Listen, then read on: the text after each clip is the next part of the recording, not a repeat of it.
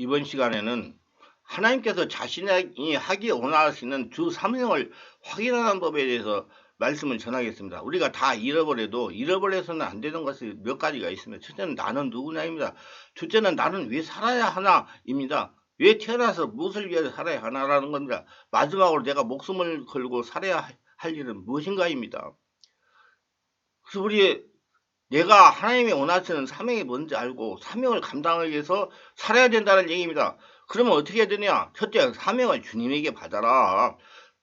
주 예수께서 받은 사명이라는 말이 있습니다. 바울이 지금 생명의 위협을 무릅쓰고 예루살렘에 상경을 하는 것은 주님께로부터 받은 사명 때문입니다. 이번에 바울이 예루살렘에 상경하면 무슨 일이 당할지도 모릅니다. 비록 결박과 환난이 나를 기다린다 할지라도 주께로부터 받은 사명을 위해서 가겠다는 것입니다. 오늘 이 시대를 사는 우리도 마찬가지가 되어야 됩니다. 내가 감당해야 할 사명을 하나님께로부터 부여받아야 됩니다. 그 사명을 위해 일이 이루어져야 됩니다. 사명이 일이라는 겁니다. 내가 하는 일이 사명이 되어야 됩니다. 많은 성도들이 사명하면 성전에서 하나님을 하는 것을 사명이라고 알고 믿고 있습니다. 그러나 사명은 내가 어디서 뭘 하든지 하나님께서 시켜서 한다는 소명의식을 가지면 다 사명이라고 믿습니다. 그러나 사명은 내가 어째서 못하니 다 해야 하는 게 사명이에요. 직장 생활하는 것도 사명입니다. 식당에서 음식을 만드는 요리사도, 농장에서 일하는 농꾼도, 군인도, 그림을 그리는 화가도, 언론인도, 정치인도 하나님께서 시켜서 하는 일은 모두 다 사명입니다. 꼭 교회 와가지고 사역하는 것이 사명이 아닙니다. 하나님은 교회를 중심으로 교회 안에서만 활동하시는 하나님 아십니다. 지금 세계 교회는 하나님에 대해 새롭게 이해되고 있습니다. 하나님은 정치, 경제, 사회, 문화 모든 분야에서 성역을 삼으시고 활동하고 계십니다. 충청도에서 목회하시는 목사님에게 들은 얘기입니다. 한 소재지에 장로님 한 분이 계십니다. 이 장로님은 교직에 계시다가 은퇴하시고 자기 재산을 팔아 교회당을 짓고 전답 1000평을 바쳤습니다. 그 장로님이 여름 장마철에 교회에 비가 새지는 않나 살피러 교회에 갔습니다. 거기서 면장님을 만났는데 장로님 얼굴도 없는 일을 무엇 때문에 이렇게 열심히 하십니까? 그러자 그 장로님이 이렇게 대답을 했습니다. 우리 주 예수님으로부터 받은 사명입니다라고 하셨답니다. 오늘 우리 가운데서 이름 없이 빚도 없이 사명감으로 헌신하는 사람이 많이 있습니다. 이러한 사명감에 헌신하는 사람이 많을수록 이 교회 예배당은 부르되고 하나님 나라는 확장되는 줄 믿으시기 바랍니다. 하나님이 살아계시면 증명되는 줄을 믿으시기 바랍니다. 사명을 생명처럼 귀하게 여겨야 됩니다. 두 번째, 고난을 통하여 바르게 알게 됩니다. 종종 하나님께서는 우리가 다른 사람들의 고통을 목격할 때 우리를 부르십니다. 인간이 당하는 고난의 어떤 부분이 우리 마음을 열어 하나님을 바라보게 합니까? 고생하는 아이들을 만날 때, 굶주린 자들을 볼 때, 어려운 환경의 어르신들을 볼 때, 다른 사람의 고통이 우리 향한 하나님의 부르심일 수가 있습니다. 하나님이 다른 사람들의 고통을 통해서만이 아니라 자신의 고통을 통해서도 말씀하십니다. 저는 군대에 가서 출세하겠다는 청운의 꿈을 품고 23년간 나의 모든 지혜와 노력을 다해 열심히 군대 생활을 했습니다. 그러나 제가 생각하는 처럼 잘 풀리질 않았습니다. 이상하게 결정적인 순간에 사람을 통해 방해하는 일이 생겨서 더 이상 군 생활을 할 수 없는 처지가 되었습니다. 한 가지 감사한 것은 아무리 어려워도 정직하고 깨끗하게 살았다는 것입니다. 하나님은 깨끗하고 정직한 사람들을 들어 사용하십니다. 저는 하나님의 마음에는 들었지만 사람의 마음을 움직이지는 못해가지고 앞길이 막힌 것입니다. 저는 군에서 할 일이 너무나 많았습니다. 글을 쓰는 탤런트가 있었기 때문에 제가 근무하는 분야에 발전시킨 것들이 많았습니다. 제가 만약에 오랫동안 군대 생활했다면 많이 발전시켰을 것입니다. 그러나 모든 것이 안개처럼 사라지고 말았습니다. 지금 생각하면 하나님께서 저를 통해서 하실 일이 있었다는 것입니다. 다른 일이 있었다는 겁니다. 그것은 글을 쓰는 탤런트를 가지고 기독교의 영성을 밝혀주고 책을 내서 성도를 깨우게 하는 깊은 사명이 있었다는 것입니다. 이 유튜브에 지금 방송을 해서 녹음하는 것도 제가 지금 상당히 새벽 이른 시간에 3시에 일어나가지고 지금 녹음을 합니다. 왜냐하면 조용해야 하기 때문에 잡음이 안 들어가기 때문에. 그래서 하나님이 그 상황을 만들으셔가지고 지금 이렇게 작업을 하고 있는 것입니다. 하나님 편에서 서서 생각하면 지금 훨씬 유용하게 저를 사용하는 것입니다. 앞길이 막혀서 마땅히 갈 바를 몰랐습니다. 눈이 캄캄했습니다. 그때 제 나이 40대 초반이었습니다. 여러 가지 우여곡절이 인하여 자녀가 늦게 태어났습니다. 당시 우리 아이들은 초등학교 1학년 3학년을 다녔습니다. 앞길을 명확하게 그제야 하나님이 저에게 부여한 사명이 어디 있는지 하나님께 기도하며 구했습니다. 그러자 길이 두 개가 나타났습니다. 한 길은 사람이 제시하는 길입니다. 그 길은 눈에 보이고 제가 쉽게 갈 수 있는 길입니다. 또 다른 한 길은 하나님이 알려주시는 길이었습니다. 이 길은요, 한 번도 제가 가본 적이 없는 길이었습니다. 저는 선택의 기로에 서 있었습니다. 사람이 알려준 보이고 편탄한 길을 갈 것인가, 하나님의 제시에 보이지 않는 길을 따라갈 것인가, 기도하고 또 기도했어요. 그때 제가 고민할 때 결정적으로 방향을 정하게 하는 말을 해주는 한 분을 만났습니다. 저와 같이 하나님이 알려주는 길을 마다하고 편안한 세상 길을 가다가 간암에 걸려가지고 지금 6개월 시한부 인생을 살고 있는데 이제야 하나님이 원하는 길을 가겠다고 한다는 겁니다. 그러면서 저보고 그 집사님도 그렇게 된 다음에 하나님이 원하시는 길을 간다고 하면 때가 늦은 것이니 지혜롭게 빨리 판단을 하라는 겁니다. 그래서 제가 자존심이 있고 고집도 있어가지고 절대로 하나님이 나에게 직접 알려주시고 보여주시지 않으면 절대로 가지 않겠다고 했어요. 정말로 지금 생각하면 하나님 역사입니다. 우리 교회에서 하나님 음성 듣는 훈련과 예언사역자 훈련을 얼마 전부터까지 했습니다. 지금은 안 합니다. 훈련 교재에 보면 하나님의 뜻을 아는 기본은 되어 있습니다. 하나님의 뜻을 아는데 다른 사람을 의지하는 것은 절대로 안 된다는 겁니다. 꼭 본인이 하나님께 기도하여 뜻을 알고 행동 옮겨야 됩니다. 다른 사람의 말은 참고로 할 수는 있어도 결정을 해서는 안 된다는 것입니다. 하나님의 역사를 기도원에 가가지고 하나님의 저에게 직접 징표로 보여주시고 말씀해 주시면 목사가 되겠다고 금식을 하며 기도를 했습니다. 당시 저는 하나님의 소리를 듣지 않으려고 정신을 바짝 사려고 기도하는데 음성이 들릴 리가 만나지 않습니까? 절대로 목사가 되어야 된다는 소리를 들으면 되지 않았기 때문에 정신을 차리고 정한 기간 동안 기도를 한 겁니다. 그러다 목사 안 되고 다른 거 할 수 있는 것도 별로 없었어요. 그냥 고집으로 그런 겁니다. 원래 하나님의 음성을 들으려면 자신의 의지를 내려놓고 성령의 깊은 임재에 들리는 거야. 계속 기도하다가 산에서 내려오는 날까지 보여주지 않아서 너무 기쁘고 황홀했습니다.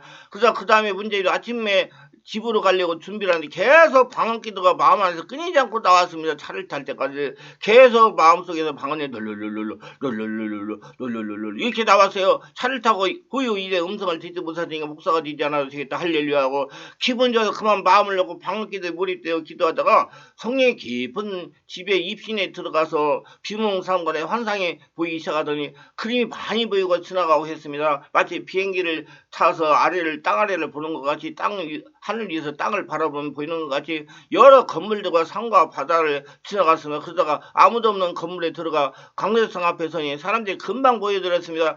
많은 사람들이 시청 앞에서 사람이 모이는 장면을 방송사에서 빨리 들어야 하는 것과 똑같았습니다. 별별 사람들이 다 모여 있었습니다. 그리고 사람들이 다 찾아 다른 교회 건물로 제가 들어갔습니다. 거기서도 사람들이 막 모여들어 금방 가득하게 찼습니다. 이제 또 다른 건물인데 이번에는 아주 큰 건물에 전체를 한 번에 보여주시지 않았습니다. 한 군데 나눠 보여주시는데 마치 우리나라에서 가장 크다고 하는 오살리 기도원과 같은 성전을 보여주시는데 사람들로 가득 찼습니다. 그리고 다시 걸어서 조그만 산에 올라가는데 올라가 보니 세 사람이 십자가에 달려 있었습니다. 제가 군복을 입고 지나가면서 어떤 분이 예수님인가요? 그랬습니다. 그러니까 가운데 중앙에 십자가에 달려 피를 내고 계시는 분이 내가 예수다 하며 손을 내밀어 말씀하셨습니다. 그분이 손을 내미시는데 손에 종이말은 무엇을 저에게 주는데 막 받아드는데 옆에 계시던 분이 내릴 때가 되었다고 깨우면서 준비하라고 해서 깨어났습니다. 지금 생각하면 정말 신비스럽습니다. 어떻게 십자가를 주는가 이야기하고 나니 차에서 내릴 시간이 되었는가 말입니다. 이건 도저히 사람의 이론에 해석이 안 됩니다. 그래서 성경을 보니까 예수님이 십자가 달리 양편 강도가 있으니 세 사람이 봤습니다. 그 저는 집에 들어가 사모에게 귀신들이 나를 목사되게 하려고 헛것을 보여줬다고 했습니다. 그러나 제가 기도하면 할수록 정확하다는 감동이 오고 또 본 것을 아무에게도 말하지 말고 입을 다물고 있으라는 감동을 주셔서 아무에게도 말을 않고 있었습니다. 그러다가 2002년 8월경에 기도하니까 이제 말을 해가도 된다는 감동이 와서 여기서 지금 말씀을 전하는 겁니다. 그래서 저는 목사가 된 것이 자발적으로 된 것이 아니고 하나님이 알려주시고 강권 말씀을 할 수 없이 된 겁니다. 보여줬으면 한다고 했으니까 보여줬기 때문에 해야 되지 않았습니까? 그래서 보여주다가 했다고 해서 산에 기도하러 갔으니 약속을 지켜야 되니 40대 초반에 신학을 시작했으나 이 길은 한 번도 가본 적이 없는 길이며 그러나 하나님이 저에게 사명을 확실하게 보여주기 때문에 담대하게 순종할 수가 있었습니다. 그래서 아브라함의 고향과 친척과 아버지를 떠나라 내가 지시할 땅으로 가라는 말씀에 순종한 것이 순종하여 식구들을 데리고 서울로 올라와 신학대원을 다니게 된 겁니다. 다행히 하나님이 원하시는 사명 결정을 잘 오르나 치우치지 않고 하나님의 예비한 길을 따라왔으며 그래서 귀한 시간을 낭비하지 않았습니다. 성령님들 따라오다 보니까 저희가 환상으로 보여준 것 같은데 금방 되질 않았습니다. 그래서 하나님에게 향변하다가 음성으로 찬양으로 하나님 위로도 많이 받았습니다. 교회 개체가 천성으로 받은 물질 다 날아가고 이제는 하나님의 역사 외에 도저히 해결할 수 없는 상황에 처하게 하시기도 했습니다. 교회 뒤에 칸을 막고 4년을 우리 자녀들과 함께 지내기도 했습니다. 겨울에 되면 영하 3도가 됩니다. 그 안에 사는 데가. 그럼 입김이 후 나옵니다.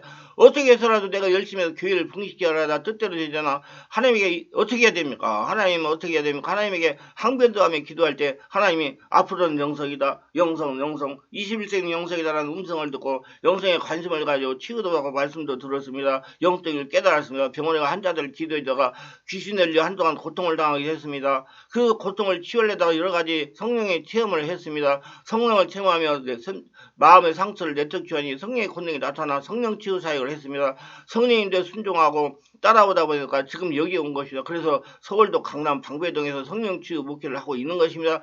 내가 군대에서 나올 때는 이렇게 되라고 꿈도 생각을 못했는데 하나님의 인도를 따라오다가 이렇게 보니 이렇게 된 겁니다. 하나님이 자신에게 주신 사명을 알았으면 잘은 나오나 치우치지 말고 하나님만 바라보고 따라가시기를 바랍니다. 순종하세요. 그러면 때가 이름에 거둔다는 말씀대로 하나님에게 귀하게 쓰임을 받으며 하나님의 뜻을 만날 수가 있는 것입니다. 하나님의 뜻이 있는 곳에는 반드시 길이 있습니다. 문제는 하나님과 영의 통로가 열리는 겁니다. 영의 통로는 하나님의 뜻을 순종하는 겁니다. 하나님만 의지하는 겁니다. 자루나 우르나 치우치자고 하나님만 의지하는 것, 지속적으로 하나님과 교통하며 음성을 듣는 것입니다. 또 순종하는 겁니다. 이거 영의 통로입니다. 얘가 여기서 말하고 싶은 것은 자신의 생각대로 잘 나갈 때는 하나님의 사명을 깨닫지 못합니다. 자신과 지혜로 살다가 생각대로 지지 않아 고난에 통해야 비로소 하나님이 자신에게 부여한 사명을 찾는다는 겁니다. 저의 인생교회의 비트와 사명은 빨리 발견하는 것이 좋습니다. 정직하게 자신을 평가해야 돼요. 저 자신을 알아야 된다면 사람들은 자신을 평가할 때 양극 따라 치우치는 경향에서 자신의 능력을 과소평가하거나 아니면 과소평가합니다. 양쪽 다 잘못되기 쉽습니다. 우리는 성경에서 마땅히 생각해야 할 그 이상의 생각을 품지 말라는 가르침을 받아야 됩니다. 근데 오늘날 많은 그리스도인들이 그저 교회에 의자만 채울 뿐 아무 일도 하지 않습니다. 거기에 자신에게 걸맞는 지위가 주어지지 않았다고 생각하기 때문에 이들은 자신을 과대평가하는 겁니다. 반대로 우리는 또한 자신을 과소평가하지 말아야 되는 많은 사람이 자기가 더 유능해지거나 많은 재능을 갖추기 전까지 숨어서 기다리며 그러나 재능은 드러내야만 나타나는 것이고 꼭 필요한 일을 함으로써 개발이 되는 겁니다. 하나님께서 우리에게 주시는 은사를 자신이 다른 사람에서 부인한다고 해서 그것이 꼭 겸손한 사람의 모습은 아닙니다. 도리어 최선을 다해 성성껏 일해야 할 거면 일할 때 은사가 나타나고 발전이 되는 겁니다. 다른 곳에서라면 잘 해낼 수 있는 사람이라도 하나님께서 우리에게 어디서나 쓰임받을 수 있는 사람이 되기를 바라십니다. 우리가 적극적으로 일을 찾아 시작해 본다면 우리는 자신에 대한 새로운 면모를 발견할 것이며 자신의 재능과 자질을 보다 더 깊이 깨닫게 됩니다. 그리고 하나님께서 주시는 성령 은사도 깨닫게 될 겁니다. 하나님은 한 사람에게 사명을 주실 때 개인의 재능을 불러 사용하십니다. 한마디로 열두당토하는 사람을 일을 시키지 않습니다. 하나님은 어려서부터 감찰하시면서 불러서 훈련하시고 사용하시는 겁니다. 하나님 은사 부르시면 후회하심이 없으십니다. 자신의 재능과 소원을 주의 있게 살펴봐라. 사람들이 가끔 내게 와서 삶에 대한 인도를 구하면서 도움을 청할 때마다 저는 이렇게 말합니다. 자연스럽게 떠오르는 소원을 주의 있게 살펴보십시오. 즐거워하는 일이 무엇입니까? 당신이 좋아하는 것을 하십시오. 스트레스 받지 않고 잘할 수 있는 일이 무엇입니까? 지금까지 살아오면서 잘했던 일이 무엇입니까? 사람들이 이 말을 들으면 어리둥절해합니다. 내가 하는 일은 하나님께서 우리 각 사람을 창조하실 때 우리에게 뭔가 하고 싶어하는 소원과 성취할 수 있는 능력도 주셨다는 겁니다. 그래서 하나님이 천지만물을 사람을 통해서 하나님이 사람을 통치하시는 겁니다. 그렇기 때문에 하나님의 영광을 위한 소원을 따라 행하시기를 참으로 원하신다는 것입니다. 하나님께서 각자에게 특별한 사명을 주셨는데 하나님께서 부여하신 각가지 은사와 재능과 상황을 잘 파악할 때 비로소 우리가 하나님의 나라에 가장 적절한 섬김의 자리를 찾을 수가 있는 것입니다. 그리고 자신의 마음속에 소원을 참으로 근건한 이에게 분별해 보세요. 무엇보다 지속적으로 기도하세요. 반드시 하나님은 사명을 주시고 사명을 감당할 은사, 능력도 주십니다. 그것을 찾으라는 겁니다. 자신이 잘하는 것이라도 열매가 없으면 하나님이 주신 은사가 아니라는 겁니다. 하나님이 주시는 은사는 반드시 열매가 있습니다. 이런 것들을 잘 분별하시고 하나님이 주시는 사명을 잘 알고 따라가셔서 하나님의 영광이 도구로 쓰임받고 축복받으시기를 바랍니다. 이 말씀이 유익하셨다면 구독, 좋아요를 부탁합니다. 제가 설교 동영상을 제 유튜브에 올려 여러분들에게 전파하는 데 힘이 됩니다. 감사합니다.